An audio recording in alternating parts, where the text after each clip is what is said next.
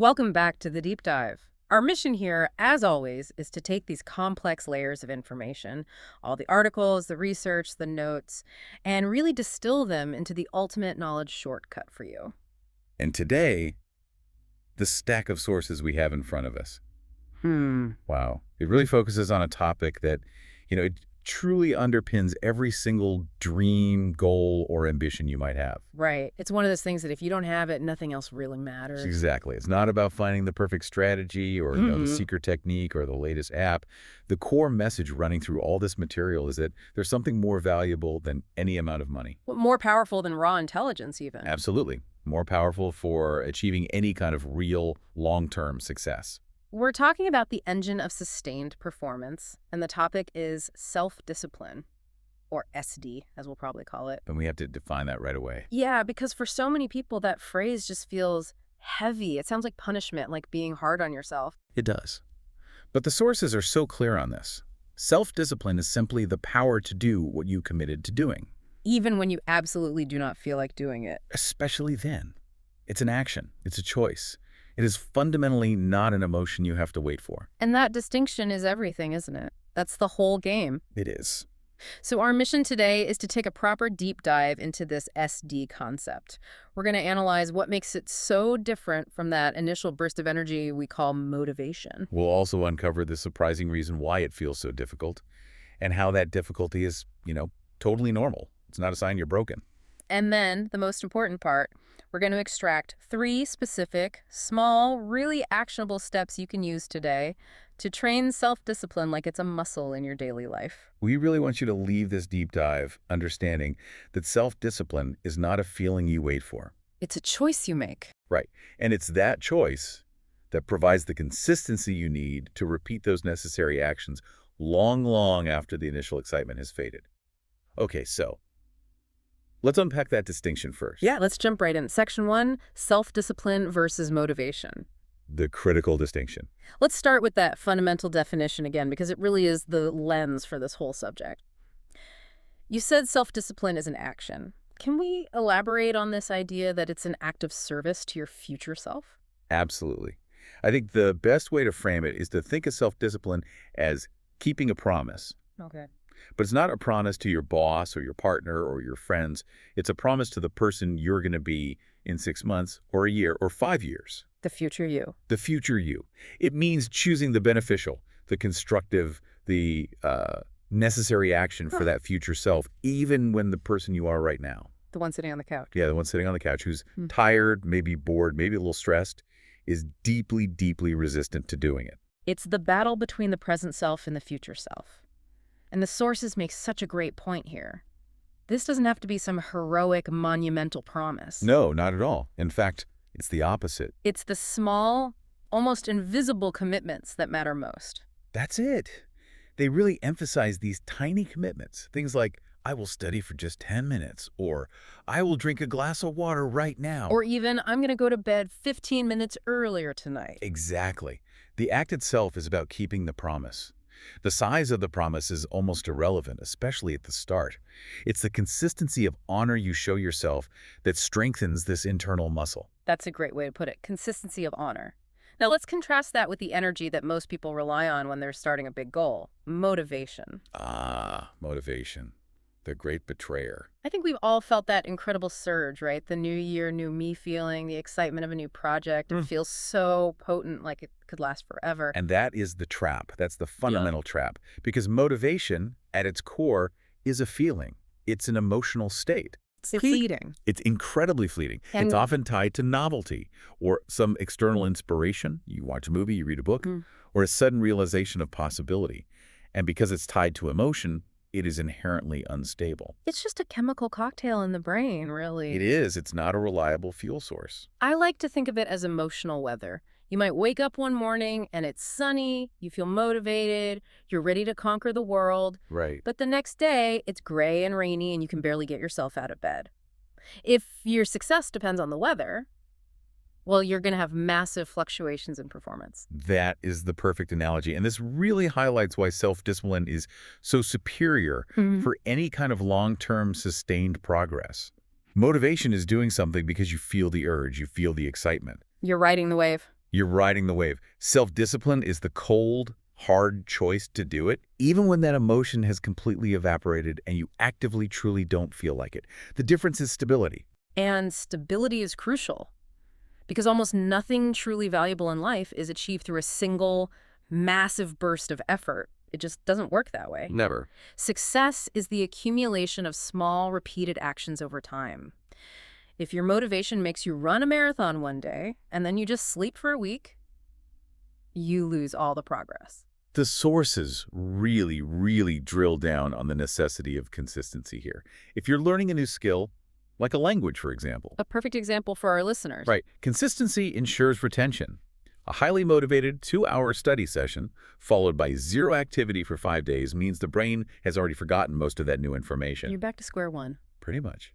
But 10 minutes every single day, driven by self-discipline, guarantees that you're constantly reinforcing that learning, building momentum, and maintaining that fluency. And this brings up a really crucial point that I think helps normalize this struggle for everyone listening. Let's say someone started a big goal, a fitness regime, a new class, and 2 weeks later they just feel flat. The energy is gone, and that internal monologue starts up. I'm lazy, I failed, I'm just not built for this. That is the moment of critical reframing. That is the fork in the road. Yes. And the sources want to assure you, if your initial high, that motivation vanishes after a couple of weeks, you are not failing, and you are certainly not broken. You're just human. You are just human. That high peak emotional state is chemically impossible to maintain indefinitely. The brain naturally shifts gears. It has to. So that drop-off isn't a sign of failure. It's actually the necessary transition point. Yes, it's the moment you stop relying on the emotional fuel, which is run out, and you have to switch to the stable, internal, disciplined engine. And the power of making that switch is that you take the emotional pressure off yourself. You stop waiting for that magical feeling to come back. It might not come back for a while. And that's okay. You realize this isn't about feeling excited. This is simply about the commitment I made. You move from being reactive to your feelings to being proactive about your goals. It's a huge move toward intellectual and emotional maturity, actually. That makes perfect sense logically. But if the choice is so stabilizing and so obviously beneficial, why is it so incredibly hard to make that choice consistently? Why does the internal voice scream no the moment the alarm clock rings? Why is it such a fight? That is the fundamental question, isn't it? And it takes us right into the neurology of resistance. If self-discipline is the gold standard we're saying it is, why does trying to implement it so often feel like fighting a physical war with yourself? Yeah, let's unpack that core resistance. What's the root cause of all that discomfort? The primary reason, and this is identified across all our sources, is elemental. It's about the brain's programming. The brain is programmed to seek two things above all else. Okay, what are they? Comfort and short-term reward. Comfort and short-term reward. It's an evolutionary imperative. It's all about conserving energy and pursuing immediate, predictable pleasure.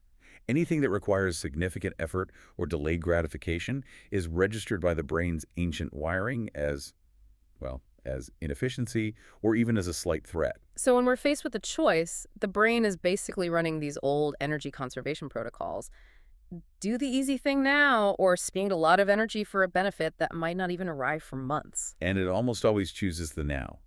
That short-term reward system is built around instant gratification, isn't it? Oh, completely. It's tied to dopamine, the key neurotransmitter for reward. Instant gratification, checking your phone, scrolling social media, eating a sugary snack, watching a quick video. It provides an immediate, guaranteed spike of dopamine. And that spike registers internally as a win. A huge win, a positive reward signal. It's so easily accessible, and it requires minimal cognitive effort. The brain just said, immediate success, let's do that again and again. And the rewards we associate with self-discipline are the exact opposite of that. They're abstract, they're diffuse, and they require a leap of faith. Yes. We're working toward a stronger body or better professional competence or, confident speaking a second language.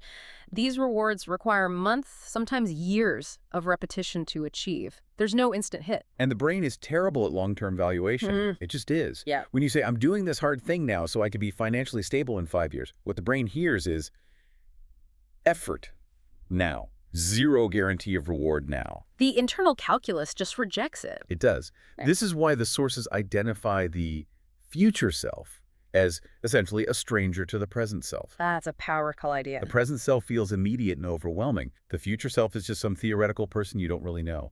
I think we all recognize that feeling, that deep mental friction. So if we accept that our brains are just wired this way, how do we counter it? Isn't the traditional approach to self-discipline often this tough love thing, beating yourself into submission? And that's exactly where the traditional approach fails, because beating yourself up only increases stress hormones, like cortisol, which makes the brain crave more comfort and more immediate relief. It's a vicious cycle. So you're actually making the problem worse by being a drill sergeant. Precisely. The key takeaway from the source is the big shift in thinking is that you must shift from being a drill sergeant to becoming a gentle parent to your brain. I love that analogy. I really do. But I want to challenge it just a little bit because I think a lot of listeners might hear that and wonder, isn't being a gentle parent just an excuse to let yourself off the hook? A fair question. What about those moments when you genuinely need some tough love to push through a deadline or a really difficult workout? And that's a really fair question, and the distinction is crucial. It's not about letting yourself off the hook at all. It's about acknowledging the internal resistance while still directing the action. Oh, so it's not about giving in. Not at all. A gentle parent doesn't say, oh, you're tired, poor thing, let's just watch TV forever. No. Mm. A gentle parent says, I see that you are tired, and I know you want comfort right now. We are going to acknowledge that feeling. It's valid. Rod. But we're going to do the 10-minute hard thing first. Then we can rest and enjoy that break without any guilt. So it's a negotiation. It's based on kindness and clarity, not a battle based on shame. Yes, you validate the desire for comfort, but you still insist on the commitment. You're managing the immediate emotional need while prioritizing the long-term rational need. And that reframing, that removes the personal shame. If you feel that resistance, it doesn't mean you're lazy or weak. It just means your brain is performing its primary job of seeking ease. That's all it is. And the good news is the brain is incredibly adaptable. And the only way to adapt it is through these small, repeated, kind actions. You are slowly, gently teaching your nervous system that the minor discomfort of today leads to a predictable, beneficial result tomorrow. And as that connection strengthens, as you keep that small promise to yourself again and again and again, self-discipline stops feeling like a forced punishment. Right. It transforms. It starts to feel like an investment, a reliable gift that you're giving to your future self, which results in greater confidence and competence down the line. So we've identified the enemy, which is just our brain's love of comfort, and we've found the required mindset, being a gentle parent. Now let's get ruthlessly practical. If the goal is to make the good choices easier than the bad choices, what are the tools? The transition from just intending to do something to actually doing it is often where people fail. And it's because they set the bar way too high. Yes. So the sources offer 3 really concrete, actionable steps designed specifically to overcome that comfort-seeking brain by lowering the activation energy required to start. Okay, let's break them down. Tip 1, start small. Very, very small. This sounds so intuitive, but I think many people mistake small for insignificant. That's the critical misunderstanding, isn't it? It is. The purpose of the first step is not to achieve massive progress. That's not the goal. Yeah. The purpose is to establish consistency and collect the win. Collect the win. I like that. You're training the neurological pathway that says, I commit, I start, I finish the commitment. You're building trust with yourself. Okay, so if your goal is to study English, the natural, motivated approach might be to say, I will study for 1 hour every single day. Sounds great on day 1. But by day 3, when you've had a tough day at work, that 1 hour looks like a mountain you just cannot climb. It's overwhelming. So the self-discipline strategy completely reverses that calculation. Make the action so minimal, so ridiculously small that you genuinely cannot say no. So you reduce the commitment to 10 minutes or even... Or even 5 minutes. Some of the sources suggest aiming for what they call the 2-minute rule. Just 2 minutes? I mean, come on, 120 seconds of studying, that seems almost insignificant. What can you even do in 2 minutes? But 120 seconds is still a win. The content you learn is secondary. The brain registers the start, and it completely bypasses the fatigue protocols. The thought process shifts from, an hour to... 2 minutes. That's nothing. I can absolutely do that. Exactly. The single greatest hurdle to overcome is inertia. Just getting started. Once the machine is running, it's so much easier to keep it going. It's a genius trick, really, because if you start with a massive goal, your internal resistance just screams, failure is guaranteed. But if you tell yourself you only need to sit down and open the notebook for 2 minutes, you trick the system into initiating the effort. And here's the key rule of scaling this up. Once that tiny habit feels genuinely easy, when 5 minutes or 10 minutes becomes automatic and you rarely, if ever, skip it, only then do you consider slowly increasing the time. You stack success on success. Right. Rather than overwhelming yourself into exhaustion and failure on day one. Okay, so we've made the habit small. That's tip 1.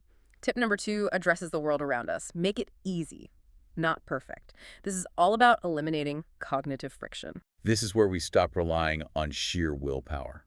which we all know is a finite resource. It absolutely is. It gets depleted throughout the day with every decision you make.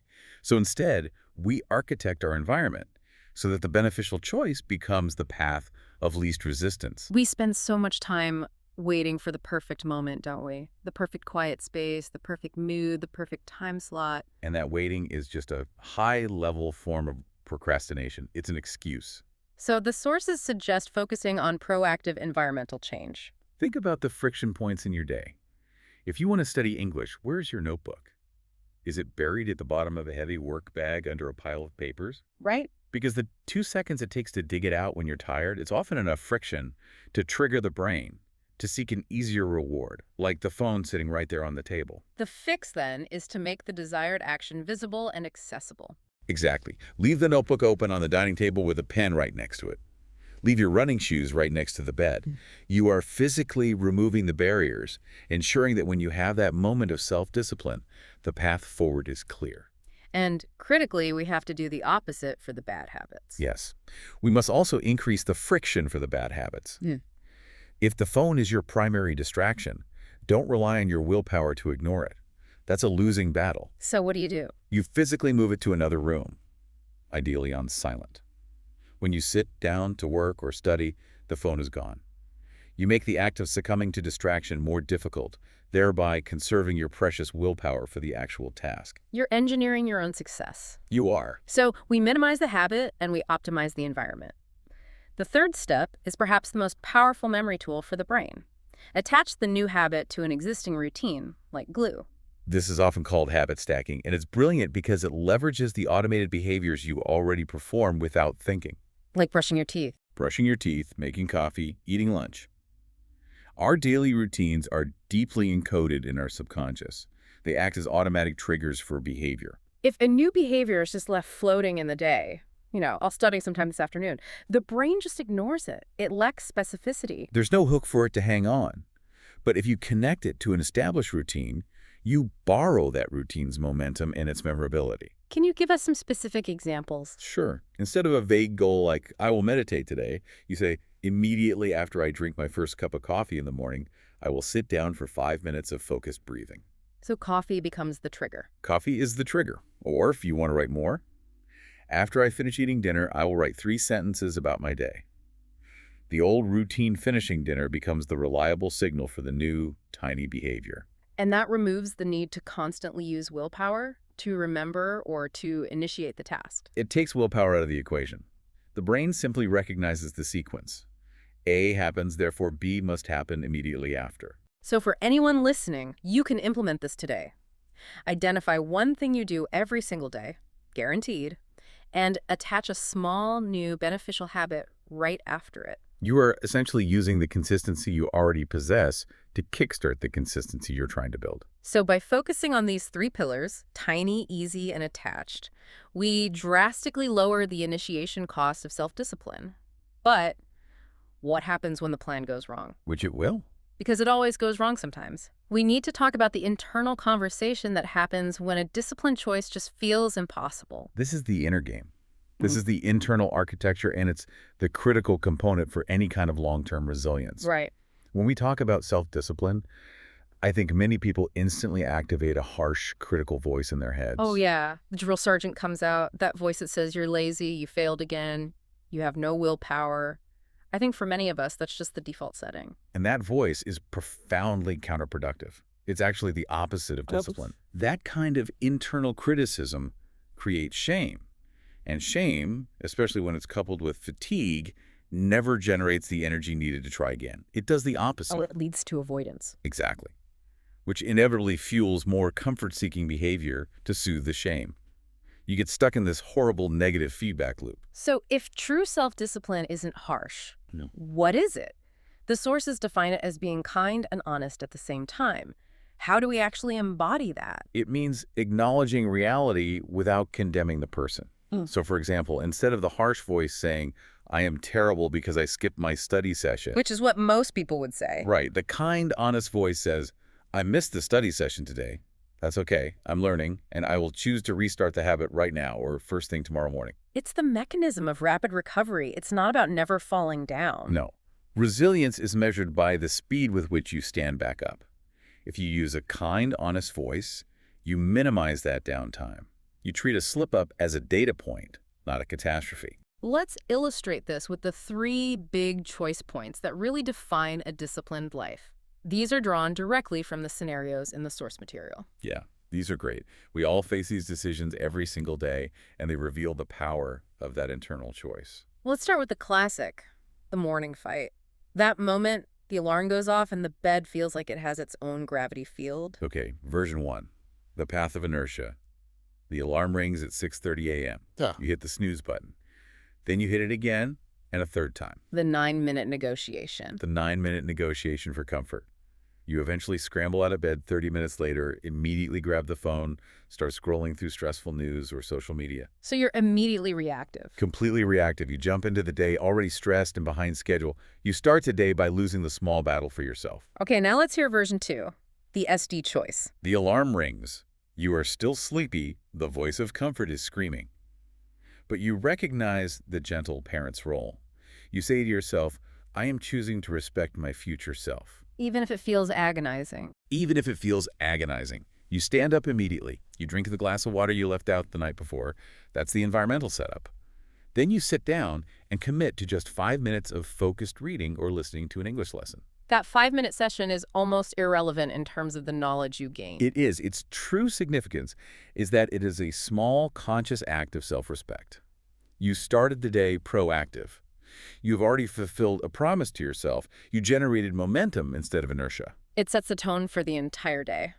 Okay, let's move to the midday slog, the difficult work or school task that requires deep focus. Version 1, procrastination. You look at the report or the assignment. It seems huge and complex, and the thought, I'll do it later when I feel more energized, instantly pops up. The classic lie we tell ourselves. It is. And then you seek immediate comfort by opening up social media or engaging in busy work that feels productive but doesn't actually advance the main goal. Meanwhile, the task just looms, creating more and more anxiety. Okay, so version 2, self-discipline in action. You look at the large task and you recognize the fear or the resistance. You deploy the start small rule. You make a commitment. I will work on this and only this for 10 focused minutes, no more. You set a timer. You set a timer, you put your phone away, and here's the beautiful psychological benefit. The difficulty of the task often shrinks once you initiate movement. The inertia is broken. It is. You often find yourself continuing past the 10 minutes. But even if you don't, even if you stop at 10 minutes, you still gain 10 minutes of focused effort over 0 effort. And you reinforce the commitment mechanism in your brain. It's a win either way. And finally, the evening decision, the battle between necessary rest and addictive entertainment. Version 1, temptation. You're tired from the day, you feel like you deserve a break.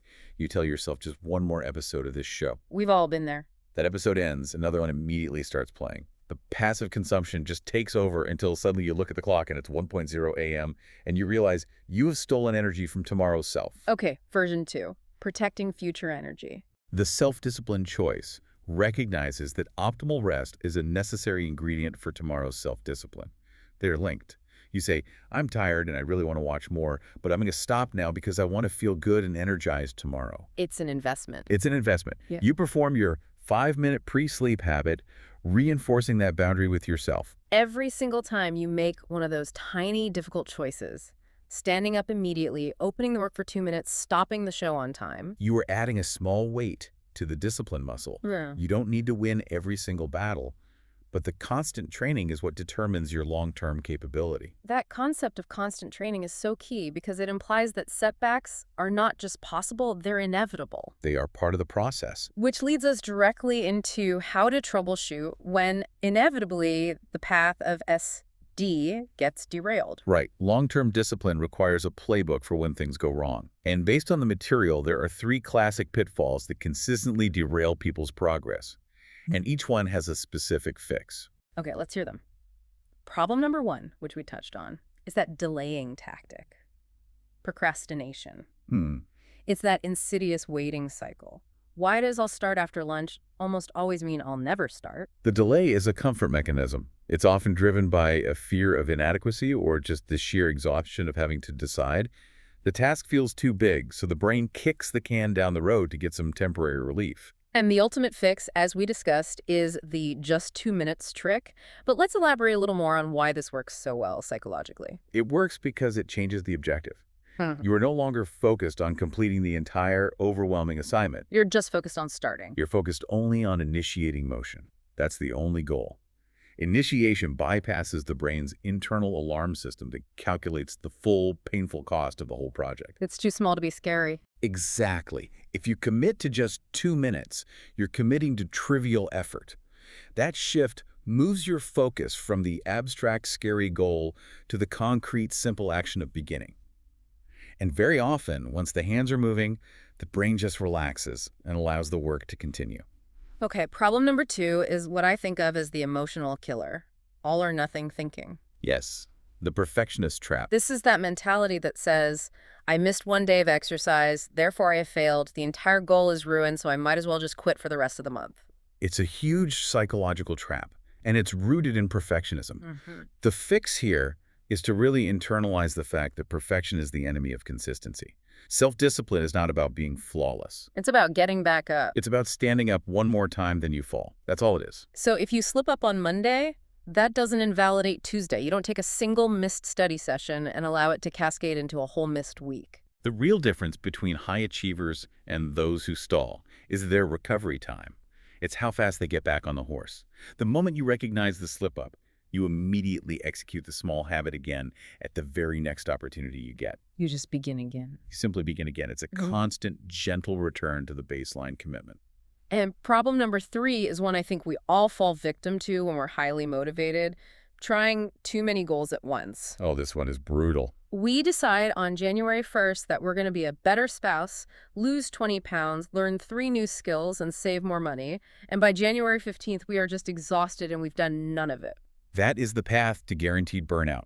When you stack too many significant behavioral changes, you deplete your finite resource of willpower and decision-making energy almost instantly. The entire system just collapses under the weight of too much novelty and choice. So the fix is radical focus. It has to be. You must pick one small foundational habit. Just one. Maybe it's studying English for 10 minutes. Maybe it's walking for 10 minutes after dinner. Maybe it's just ensuring you're asleep by 11 p.m. every night. And you must wait. You must wait. Wait until that single small habit becomes genuinely automatic, something you do without thinking, almost like muscle memory, before you even allow yourself to consider adding a second small goal. By limiting the scope, you guarantee the win. You guarantee the win, you build momentum, and you sustainably strengthen the self-discipline muscle for the next challenge. Okay, now let's synthesize everything we've discussed by mapping out the key terms from the sources. These aren't just vocabulary words. They're the tools you use to talk about and implement control over your day. This is like our vocabulary tour. Let's start with the central concept, self-discipline. It is the capacity to control yourself, to consistently choose what is good for your long-term health, knowledge, or success, even when your short-term feelings argue fiercely against it. Next up, its mechanism of repetition, habit. A habit is something you perform repeatedly, almost automatically, without conscious cognitive effort. It's an action pathway you've grooved into your system, like always listening to a favorite podcast at the same time every day. And habits are best anchored within a routine. Right. The routine is the consistent, predictable structure of your day. It's the framework that holds your individual habits in place, making them much easier to recall and execute.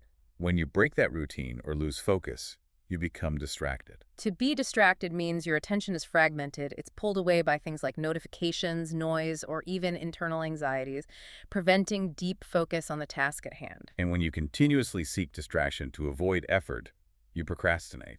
To procrastinate is to repeatedly delay something important, knowing the consequences, simply because the effort feels too great in the moment. It is the active avoidance of the hard thing. The energy we are trying to achieve through self-discipline is to be consistent. Right. Being consistent is all about small, steady, incremental action performed regularly over time. Consistency, no matter how minimal the action, always trumps sporadic, intense effort. To fight procrastination and maintain that consistency, you require willpower. Willpower is your mental strength, that inner coach or that gentle parent that helps you choose the beneficial path and resist the temptation of immediate comfort. And that little coach is constantly mediating the eternal conflict between the short-term view and the long-term view. Short term is the instant pleasure, the immediate relief, the comfort. Long term is the abstract, delayed, but ultimately much more profound reward, the confidence, the mastery, the achieved goal. And finally, the internal signal we must learn to manage, feeling tempted. To feel tempted means you have a strong desire to do something you logically know is detrimental to your goals, like skipping the study session, eating the unhelpful snack, or staying up way too late. It's a feeling that self-discipline must learn to override. By understanding this vocabulary, you now have a comprehensive map of the internal landscape. You understand the players, comfort, distraction, willpower, and the strategies required to turn those difficult choices into automatic, beneficial actions. This whole deep dive really confirms that self-discipline is the gold standard for turning intentions into reality. It's the stable force you can rely on long after that fickle rush of motivation has gone. Yeah, completely. We analyzed the brain's comfort trap, understanding that resistance is normal, and we reframed our approach from that harsh self-criticism to being a gentle negotiating parent with ourselves. And we learned the 3 practical pillars for building this stable force. Start tiny, make it easy by reducing friction, and attach it firmly to an existing routine. And remembering that resilience is built on kind, honest self-talk, not self-condemnation. It's so important to remember that self-discipline doesn't live in these grand heroic gestures. It lives entirely in the small, seemingly insignificant moments of choice. The instant you stand up when the alarm rings. The 2 minutes you spend just opening the book. The moment you decide to turn off the tempting screen, that's where the work is done. So now for the final question for you, the learner. Right now, identify one single, small self-discipline habit you are willing to commit to this week. Make it so tiny you literally can't say no. Is it listening to 5 minutes of English right after you drink your morning coffee? Is it going to bed 15 minutes earlier tonight? Choose one, make it specific, and make it a promise to your future self. And here is a final provocative thought to carry forward with you. Self-discipline is often marketed as the path to rigidity, demanding you become some flawless machine. Right, like a robot. But in reality, it is the highest form of self-care. Every single time you honor that small, difficult choice, you are ensuring that your future self is better resourced, calmer, and more capable than your present self. Stay kind to yourself. Forgive the inevitable slip-ups quickly, and remember that continuous progress is simply the result of standing up one more time and taking one small, steady step forward. Keep going.